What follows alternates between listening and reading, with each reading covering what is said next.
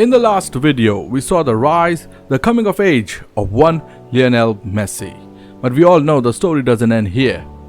While Messi overcame a great deal of trials and tribulations, he was just getting started. Here's how Messi reached the very top of the footballing mountain.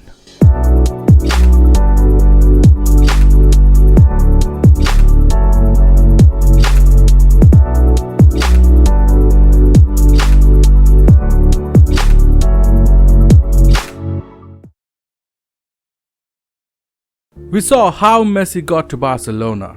We saw how Messi's illness almost cost him a career, but at last it seemed he has reached where he was always destined to be.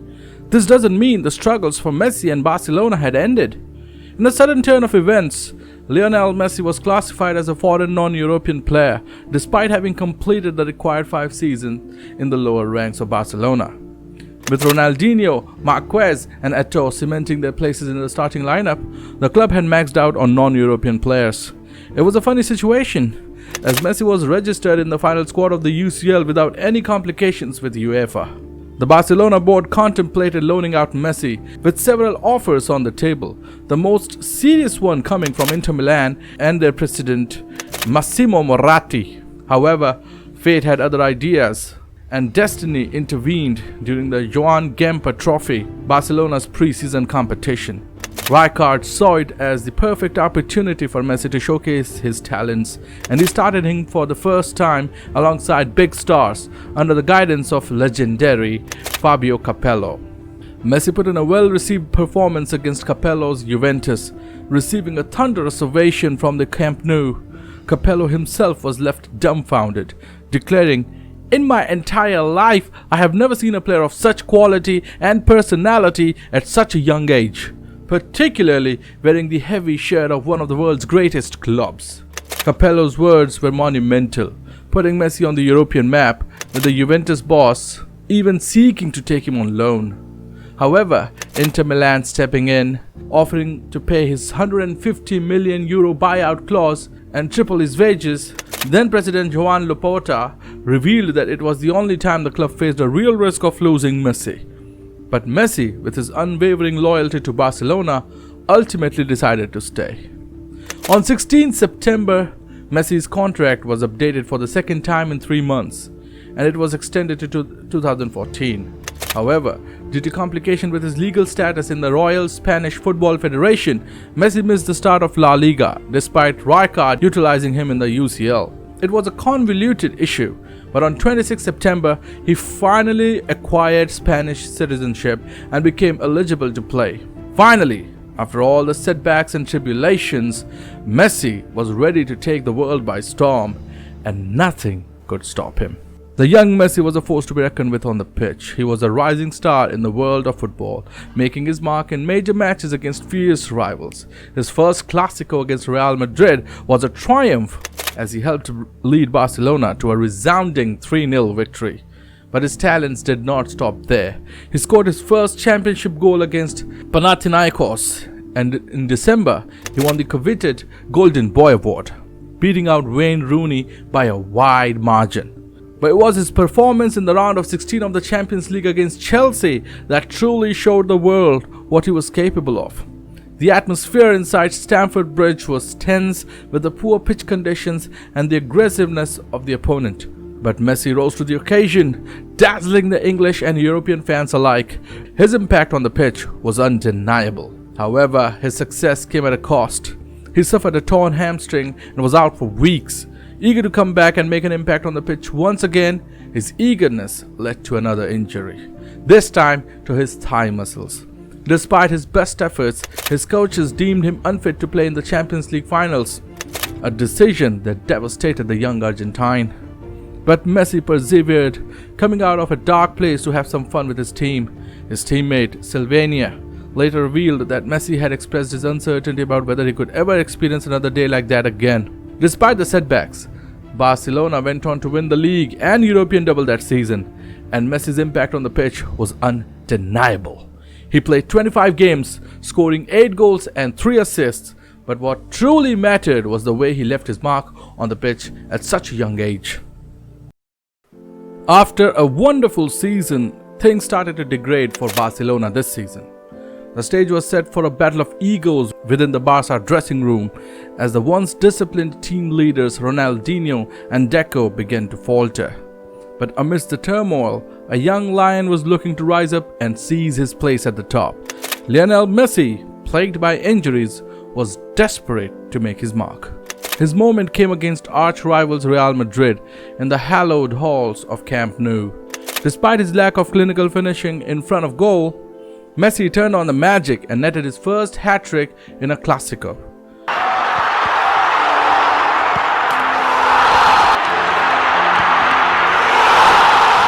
He single-handedly dragged his team to a draw, earning the praise of his peers.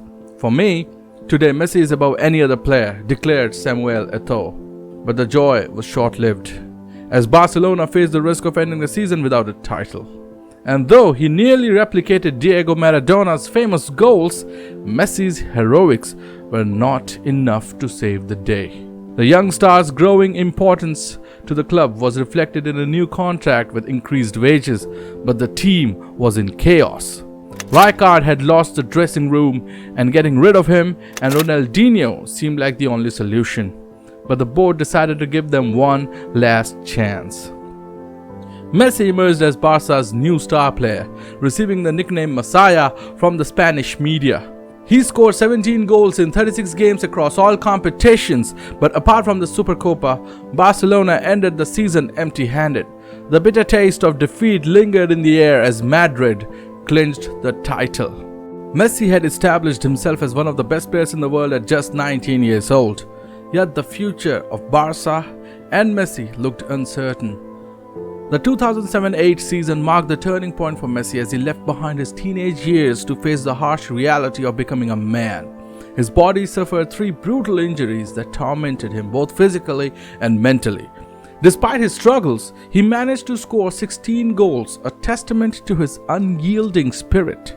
But his triumphs were overshadowed by the looming presence of his arch-nemesis, Ronaldo. Their fateful encounter in the Champions League semi-finals would be etched in the history forever. Alas, Barcelona was not destined to win any trophies that season, as they were defeated by the eventual champions, Manchester United. The once mighty old guard of Ronaldinho, Deco, Rijkaard and Eto'o knew their time was up. They could feel the icy grip of the end closing in on them. After 2 years of failure, Barcelona needed a complete overhaul. The mantle of the number 10 shirt was passed to Messi, heralding a new era for both the team and the young superstar. It was time for them to rise again and claim their place at the top. Barcelona was struggling. Top stars were underperforming. The likes of Ronaldinho, Deco and Eto'o seemed past their sell-by dates.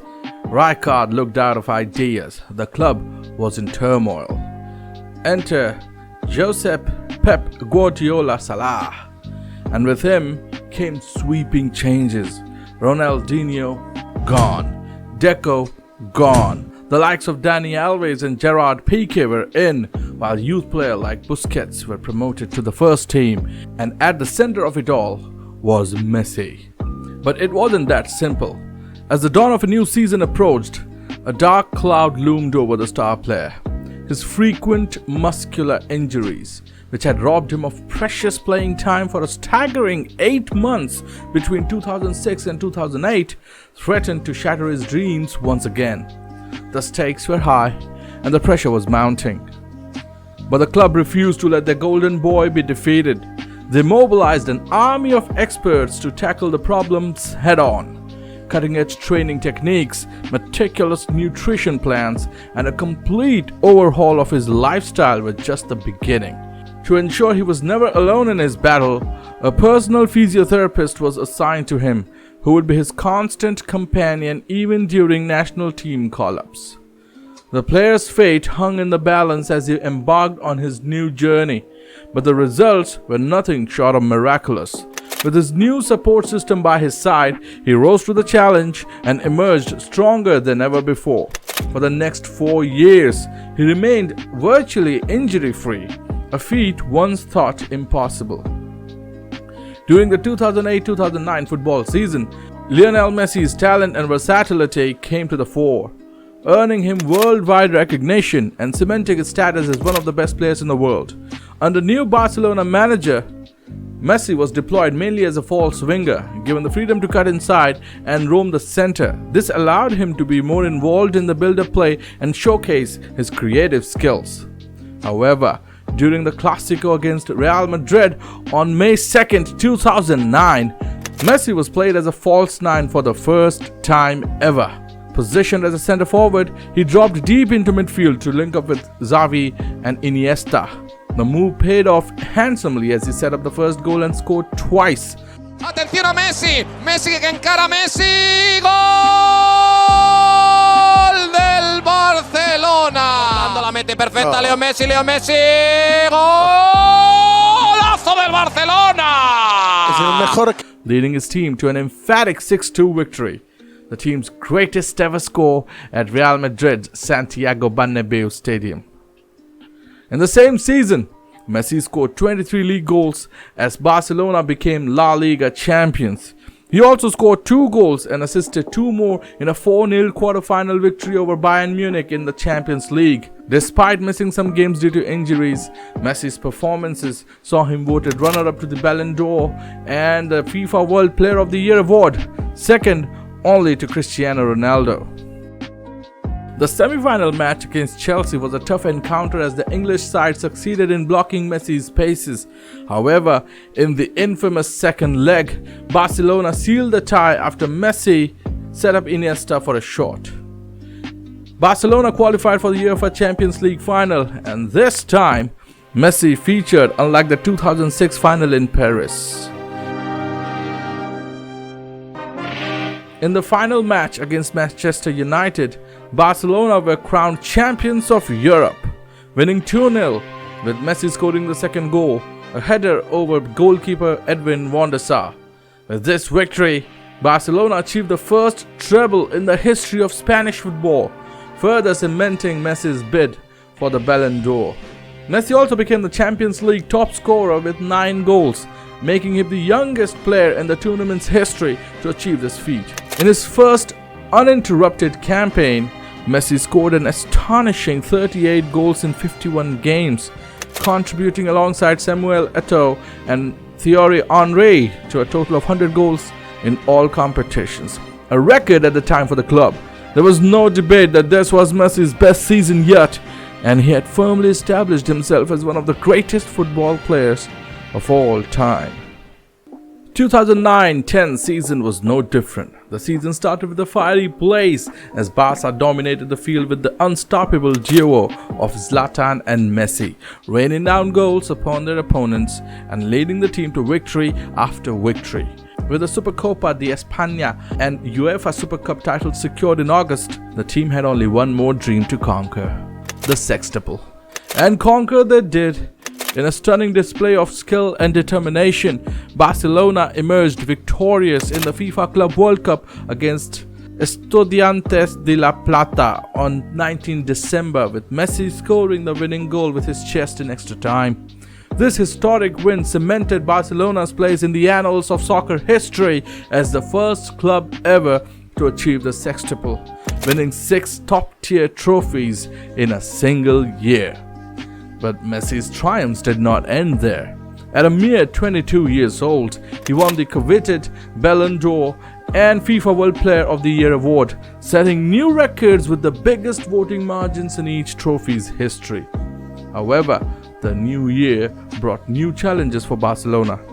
They were knocked out of the Copa del Rey by Sevilla in the round of 16, and Messi found himself unsatisfied with the position on the right wing, with the team's new acquisition Zlatan Ibrahimovic occupying the central forward role. But Messi did not let the setback defeat him.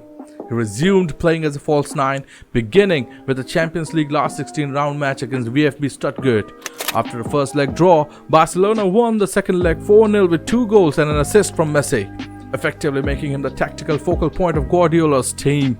His goal-scoring rate increased, and he became the unstoppable force driving Barcelona forward. In a dramatic quarter-final match against Arsenal, Zlatan started the first leg and managed to score a brace despite not clicking with his teammates. But it was Messi who truly shone in the second leg at Camp Nou. It's Lionel Messi. And Messi steps up to the plate just when... Adopting a more familiar pattern, this is Abidal, played behind Bojan surprisingly. Pedro rescues it. Messi!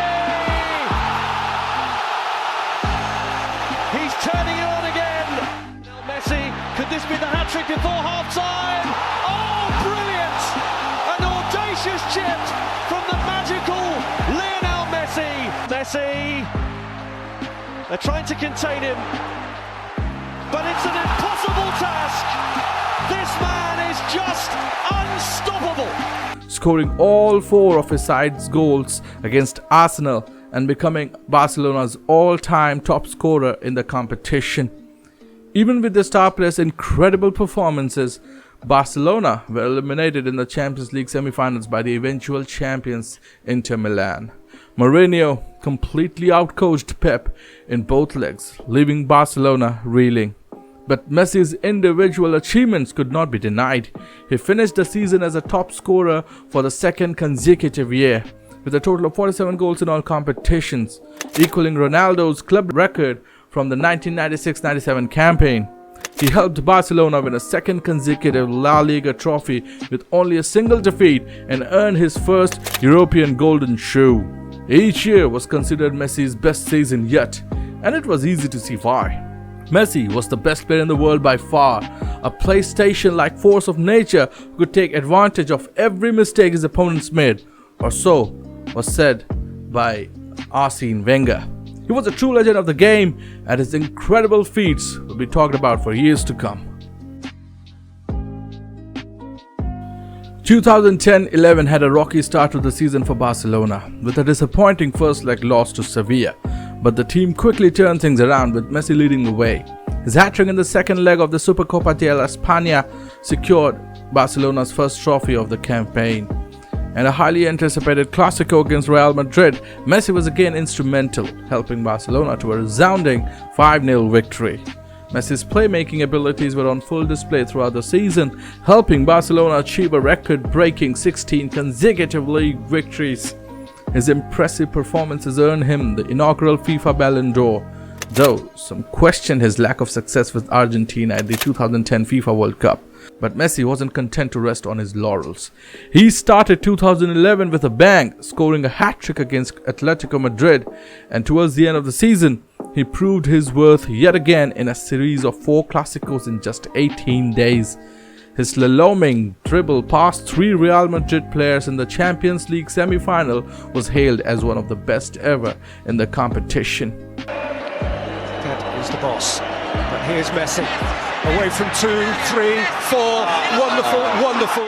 With Messi at the center of the team, there was no doubt in the public's mind that Barcelona was the best team of all time. They faced Manchester United in the Champions League final, and Messi gave a man-of-the-match performance. Lionel Messi!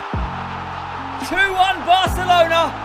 And who else? Scoring the match-winning goal in Barca's 3-1 victory. This was Messi's 3rd European Championship at just 23 years of age.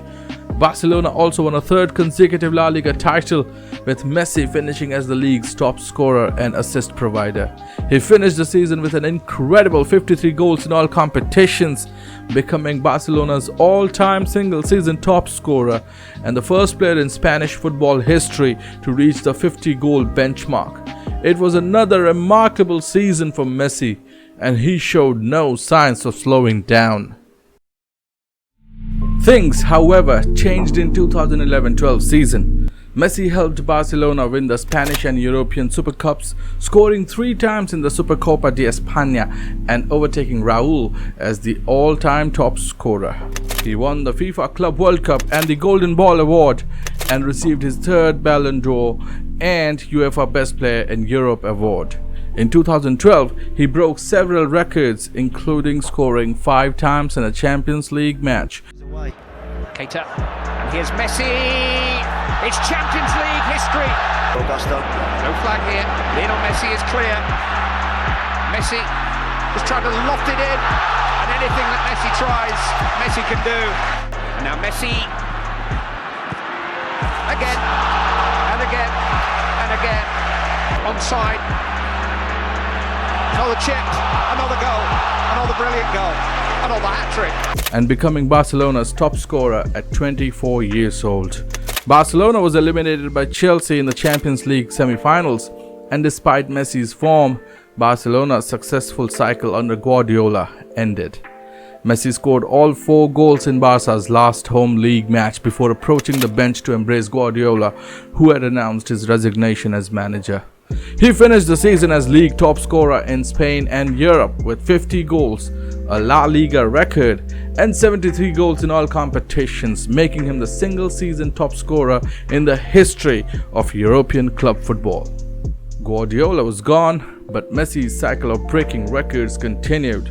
During the second half of 2012, under the guidance of his former coach Tito Vilanova, Lionel Messi played a pivotal role in helping Barcelona attain its best ever start to a La Liga season, amassing 55 points by the competition's midway point, a feat that had never been accomplished in the history of Spanish football.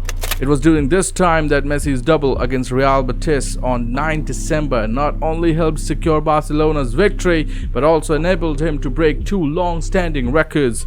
He surpassed Cesar Rodriguez's record of 190 league goals to become Barcelona's all-time top scorer in La Liga, and also broke Gerd Müller's record of most goals scored in a calendar year, overtaking the 85 goals that Müller had scored in 1972 for Bayern Munich and West Germany. Following this feat, Messi sent Müller a signed Barcelona number 10 shirt with respect and admiration after breaking his 40-year-old record. At the end of the year, Messi had scored an unprecedented 91 goals in all competitions for Barcelona and Argentina, securing his place as one of the greatest players of all time. Moreover, Messi also won the prestigious FIFA Ballon d'Or for a record 4th time, becoming the only player in history to do so. Barcelona had virtually secured the La Liga title by the start of 2013, equaling Real Madrid's record of 100 points from the previous season. However, their performances started to decline in the second half of the 2012-13 campaign, coinciding with Villanova's absence due to ill health. On 19 December 2012, Barcelona announced that Villanova was suffering from parotid gland cancer for the second time, with the first diagnosis coming on 22nd November of the previous year. Villanova underwent surgery on 20th December 2012, followed by chemotherapy and radiotherapy treatment for approximately 6 weeks. Assistant coach Jordi Roura took over as head coach, with Villanova returning to bench in late March 2013. During Villanova's absence, Barcelona lost successive Clásicos, including the Copa del Rey semi-finals. They were almost eliminated in the first knockout round of the Champions League by AC Milan, but a resurgent performance in the second leg to a 4-0 comeback with 2 goals and an assist from Messi.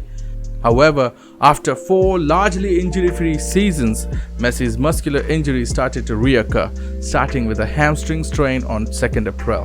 Messi's appearances became sporadic, and he proved ineffective during the first leg against Bayern Munich, unable to play at all during the second leg, which resulted in Barcelona's 7-0 aggregate defeat by the eventual champions. These matches exposed Barcelona's reliance on Messi, with many people attributing their tactical and psychological dependence on him. Throughout 2013, Messi continued to struggle with injuries, and on 12th May, his goal-scoring streak of 21 consecutive league games, a worldwide record at the time, came to an end. He had netted 33 goals during his run, including a remarkable 4-goal display against Osasuna, making him the first player to score consecutively against all 19 opposition teams in La Liga. Despite his injury setbacks, Messi managed to finish the season with an impressive 60 goals in all competitions, including 46 goals in La Liga, securing his position as the league's top scorer in Spain and Europe for the 2nd consecutive year, and making him the first player in the history to win the European Golden Shoe 3 times. In 2013, Tito Vilanova resigned as Barcelona manager due to his health condition. The team had a shaky start to the season under new manager Gerardo Martino.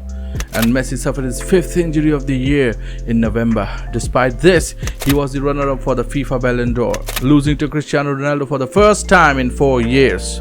Messi's form was questioned throughout the 2013-14 season, but he became the all-time top scorer in El Clasico after scoring a hat-trick against Real Madrid. Messi, and is the equaliser. Leo Messi on the scene. No mistake, Barcelona are back in it. They're playing against 10 men. Messi, 4-3, unstoppable in the top right-hand corner. Leo Messi does it once again. He finished the season with 41 goals in all competitions, but Barcelona ended the season trophyless, causing Messi to be booed by the fans at the Camp Nou. Villanova played a key role in convincing Messi to stay with the club amidst interest from Chelsea. However, the stage was set for a dramatic turn of events as Barcelona welcomed new manager and former captain Luis Enrique.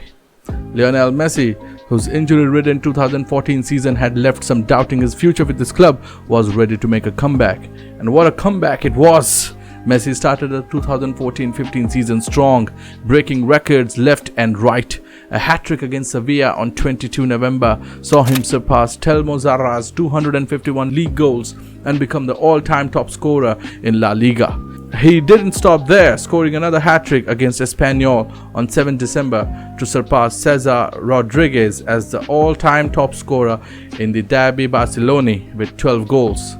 But there were still doubts about Barcelona's future, with rumors of Messi leaving the club. It wasn't until a 3-1 victory over Atletico Madrid on 11th January that things started to look up. Messi, Luis Suarez and Neymar, dubbed MSN, each scored in the match, marking the beginning of a highly successful run. Messi had returned to his old position on the right wing by his own suggestion, according to Suarez. From there, he regained his best form, while Suarez and Neymar ended the team's attacking dependency on their star player. The trio ended the season with a total of 122 goals in all competition, a record in Spanish football. In the Champions League, Messi proved to be the driving force behind Barcelona's success. In the semi-final against Bayern Munich, Messi scored twice and set up another in their 3-0 victory. His second goal, which saw him chip the ball over goalkeeper Manuel Neuer after his dribble past Jerome Boateng, went viral and was named the best goal of the season by UEFA. Barcelona progressed to the final on 6th June in Berlin, where they faced Juventus. Although Messi didn't score, he played a crucial role in each of his side's goals, particularly the second as he forced a parried save from goalkeeper Gianluigi Buffon, from which Suarez scored the match-winning goal on the rebound. Messi finished the competition as the joint top scorer with 10 goals, earning him the distinction of being the first player ever to achieve the top scoring mark in 5 Champions League seasons. With Messi's help, Barcelona won their second treble, becoming the first team in history to do so. At this point, there was no doubt that Messi had surpassed all his peers, and dubbing him the greatest player in the history of club football was no longer an exaggeration. His rivalry with Ronaldo notwithstanding, there was little doubt that Messi was at his absolute peak, and despite all the setbacks he had endured, he was undoubtedly one of, if not the greatest footballer of all time. There were still naysayers who had it out for Messi, citing his lack of international success, but Messi was in a league of his own. The story of Lionel Messi doesn't end here though. There are more twists and turns. Join us as we continue this journey in our next videos. Leave a like if you liked it, share if you found it worthy, and subscribe for more videos like this. Thank you for watching.